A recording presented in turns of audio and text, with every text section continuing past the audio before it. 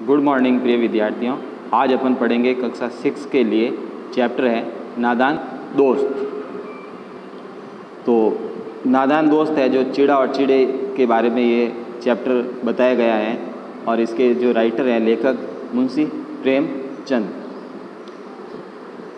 केशव के घर कार्निस के ऊपर एक चिड़िया ने अंडे दिए। केशव का घर है और कार्निस का मतलब होता है छज्जा। वहाँ पर ऊपर एक चिड़िया ने क्या दिया, अंडा दिया। केशव और उसकी बहन श्यामा दोनों बड़े ध्यान से चिड़िया को वहाँ आते जाता देखा करते हैं। केशव और उनकी जो बहन है और श्यामा दोनों बड़े ध्यान से चिड़िया को वहाँ से आते जाते हैं छज्जे पर, उनको देखा करते हैं। सवेरे दोनों आंखें मलते कार्निस के सामने पहुँच जाते हैं। जैसे सवेरे उड़ते हैं तो वो आंखें मलते हुए सीधे उस जो छज्जे के ऊपर जो चिड़ा और चिड़ी आते हैं वहाँ पर वो पहुँच जाते हैं। चिड़ा और चिड़िया दोनों को वहाँ बैठा पाते हैं। उनको देखने में दोनों बच्चों को न मालूम क्या मज़ा मिलता है और उनको देखने में क्या बड़ा मज़ा मिलता है। दूध और जलेबी की सूध भी न रहती है। दूध हो भले पास में, उनकी कोई सूध नहीं रहती है। जलेबी, दोनों के दिल में तरह तरह के सवाल उठते हैं। दोनों के दिल में क्या उठते हैं सवाल? अंडे कितने बड़े होंगे, किस रंग के होंगे, कितने होंगे, क्या खाते होंगे, उनमें से बच्चे किस तरह निकल आएंगे, ऐसा वो दोनों सोच रहे हैं।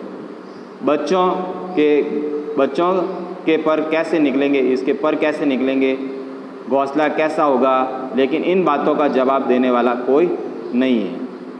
ना अम्मी को घर के काम धंधों से फुर्सत है, मम्मी को भी जो है काम धंधों से फुर्सत नहीं है, फालतू नहीं बैठी है। ना बाबूजी को पढ़ने लिखने से फुर्सत नहीं है। दोनों बच्चे आपस में ही सवाल जवाब करके अपने दिल को तसल्ली दे लिया करते हैं।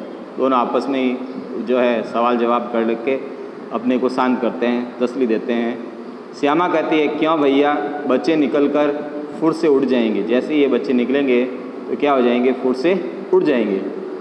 केशव विद्वानों जैसे गर्व से कहता है। केशव एक विद्वान जैसे बालक था और वो गर्व से कहता है, नहीं रे पगली, पहले पर निकलेंगे। पहले क्या निकलेंगे, इसके पंख निकलेंगे।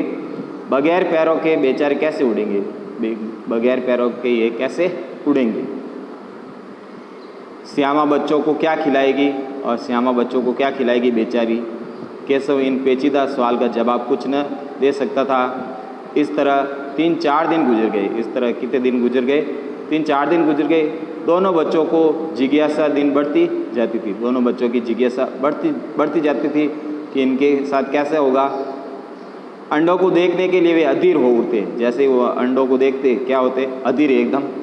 और उन्होंने अनुमान लगाया कि अब जरूर जो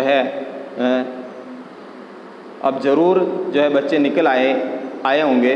बच्चों के चारे का सवाल अब उनके सामने आ खड़ा हुआ। चिड़िया बेचारी इतना दाना कहाँ पाएगी, और ये चिड़िया है जो बेचारी इतना दाना कहाँ से लाएगी। सारे बच्चों का पेट कैसे भरेगी। गरीब बच्चे भूखे मारे चूँ चूँ करके मर जाएंगे। इसी मुसीबत का अंदाज़ा करके दोनों घबरा उठे। इस तरह वो बच्चे क्या हो गए, घबरा उठ गए, सोचने लगे। दोनों ने फैसला किया कि कार्निस पर थोड़ा सा दाना रख दिया जाए और जो है कार्निस है जो छज्जा, उस पर क्या रख दिया जाए, दाना रख दिया जाए। बोली, तब तो चिड़िया को चारे के लिए कहीं उड़कर न जाना पड़ेगा, और चिड़िया को कहीं उड़कर जाना नहीं पड़ेगा।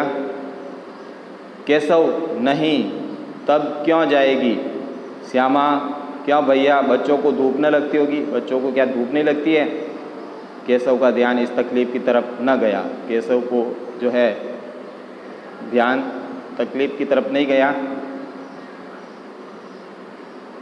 खुश होकर बोली, तब तो चिड़िया को चारे के लिए कहीं उड़कर न जाना पड़ेगा।